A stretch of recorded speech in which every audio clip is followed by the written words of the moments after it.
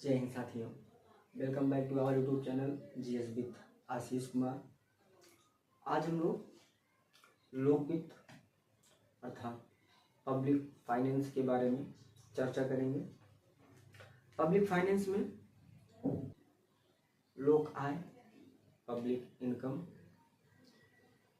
लोक व्यय, public expenditure, लोक ऋण, पब्लिक डेब्ट और घाटे की वित्त व्यवस्था, पब्लिक फाइनेंस मैकेनिज्म शामिल होता है। तो इसमें हम लोग लोक आय अर्थात पब्लिक इनकम के बारे में चर्चा करेंगे। पब्लिक इनकम दो प्रकार से होता है, अर्थात लोक आय दो प्रकार से होता है। एक होता है राजस्व आय और एक होता है गैर राजस्व आय। पब्लिक इनकम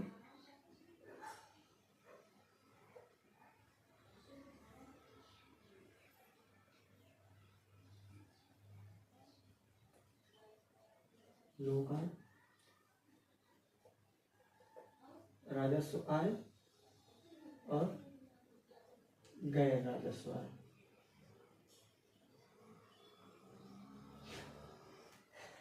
डिटेल में यह जो है इकोनॉमिक्स में पढ़ाया जाता है, परंतु बेसिक स्तर पे हम लोग इसके बारे में कुछ चर्चा करेंगे। राजस्व आय वह आय होती है जो ऐसी आय जो निरंतर बनी रहती है। ऐसी आय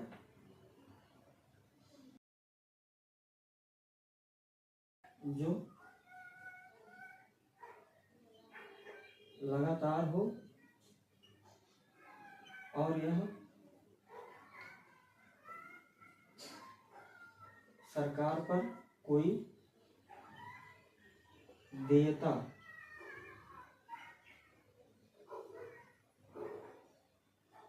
सृजित ना करे। अर्थात यह ऐसी आय होती है जो जिसको चुकाने के लिए सरकार बाध्य नहीं होती है। और दूसरा होता है गैर कर राजस्व आय।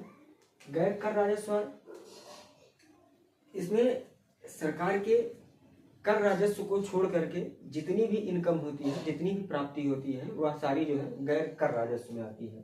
तो इसको कर राजस्व को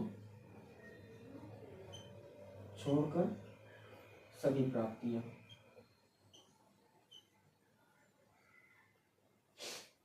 कर राजस्व में डायरेक्ट टैक्स और इनडायरेक्ट टैक्स, अर्थात जो प्रत्यक्ष रूप से जो टैक्स लगाया जाता है वो और जो अप्रत्यक्ष रूप से टैक्स लगाया जाता है, दोनों को शामिल किया जाता है। तो इसमें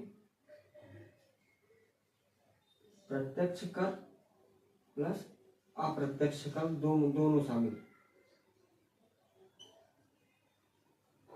दोनों करों को राजस्व आय में शामिल किया जाता है। तो चलिए हम लोग जो है इसी प्रत्यक्ष कर और अप्रत्यक्ष कर के संपूर्ण लेखा जोखा का विवरण कैसे रखा जाता है और इसके इनकम और इसके एक्सपेंडिचर अर्थात खर्च को कैसे मैनेज किया जाता है, इसके बारे में चर्चा करेंगे। तो इससे संबंधित एक वार्षिक विवरण पेश किया जाता है जिसको वार्षिक वित्तीय विवरण कहते हैं, जिसको सरकार का बजट भी कहा जाता है। तो सरकार का बजट भारतीय संविधान के अनुच्छेद 112 में वर्णित है, जिसमें यह बताया गया है कि राष्ट्रपति प्रत्येक वित्तीय वर्ष में वार्षिक वित्तीय विवरण लोकसभा या संसद के पटल पर रखवाएंगे। तो चलिए हम लोग जो है वार्षिक वित्तीय विवरण अर्थात बजट के बारे में चर्चा करते हैं।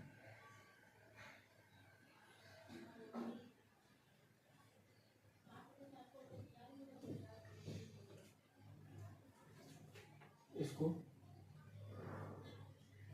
वार्षिक वित्तीय विवरण कहा जाता है। भारतीय संविधान में कहीं पर भी बजट शब्द की कोई चर्चा नहीं की गई है। तो संविधान के अनुच्छेद 112 में वार्षिक वित्तीय विवरण की चर्चा की गई है। वार्षिक वित्तीय विवरण की चर्चा की गई है, जिसमें यह बताया गया है कि राष्ट्रपति संसद के पटल पर वार्षिक वित्तीय विवरण को रखवाएंगे। तो चलिए अगले जानते हैं कि बजट का प्रस्तुतिकरण और बजट के पास होने की क्या क्या प्रक्रियाएं अपनाई जाती हैं। आर्टिकल 77(3) आर्टिकल 77 क्लॉज 3 में बताया गया है कि वार्षिक वित्तीय विवरण का प्रस्तुतिकरण लोकसभा में वित्त मंत्री स्वयं या किसी से करवाएंगे। तो वार्षिक वित्तीय विवरण का प्रस्तुतिकरण कहाँ होता है? लोकसभा में वित्त मंत्री के द्वारा। लोकसभा में केंद्रीय वित्त मंत्री के द्वारा वार्षिक वित्तीय विवरण का प्रस्तुतिकरण होता है। वार्षिक वित्तीय विवरण को प्रस्तुत करने से पहले इस पर राष्ट्रपति की पूर्वानुमति, तो राष्ट्रपति की पूर्वानुमति लेना अनिवार्य है।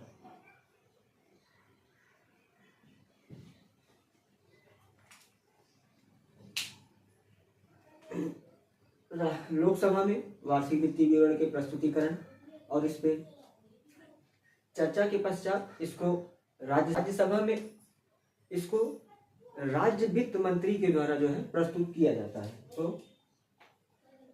राज्यसभा में राज्य वित्त मंत्री द्वारा प्रस्तुत किया जाता है। जैसा कि हम लोगों ने पिछली वीडियो में चर्चा किया था कि इस संबंध में राज्यसभा के पास सीमित शक्तियां हैं। वह केवल 14 दिनों तक जो है उसको डिले कर सकती है और उसमें कोई परिवर्तन नहीं कर सकती है। तो आइए देखते हैं कि बजट के पारित होने की क्या क्या प्रक्रियाएं होती हैं या बजट कितने चरणों से गुजर करके पास होता है। बजट को लोकसभा में फरवरी माह के प्रथम दिवस अर्थात 1 फरवरी को लोकसभा में प्रस्तुत किया जाता है। 1 फरवरी को लोकसभा में प्रस्तुत। तो बजट को पारित करने की पहली प्रक्रिया यही है कि बजट का प्रस्तुतिकरण किया जाएगा। पहली प्रक्रिया प्रस्तुतिकरण, यह लोकसभा और राज्यसभा में दोनों में अपनाई जाती है। बजट के प्रस्तुतिकरण के पश्चात बजट पर सामान्य चर्चा प्रारंभ हो जाती है।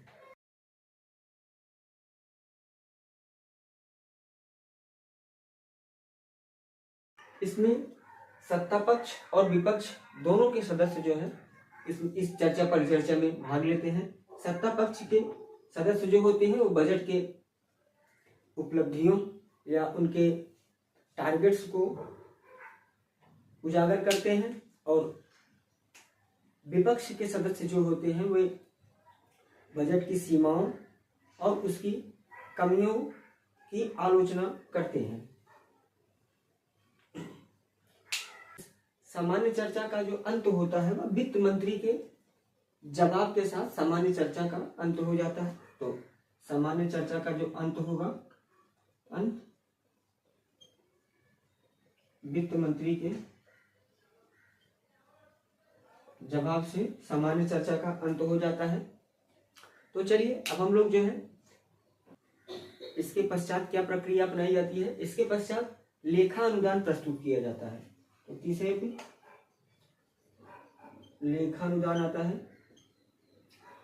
लेखानुदान भी दो प्रकार से लाया जाता है, एक सामान्य वर्ष में और एक चुनावी वर्ष में। तो यह देखेंगे कि सामान्य वर्ष में कैसा लेखानुदान आता है और चुनावी वर्ष में कैसा लेखानुदान आता है।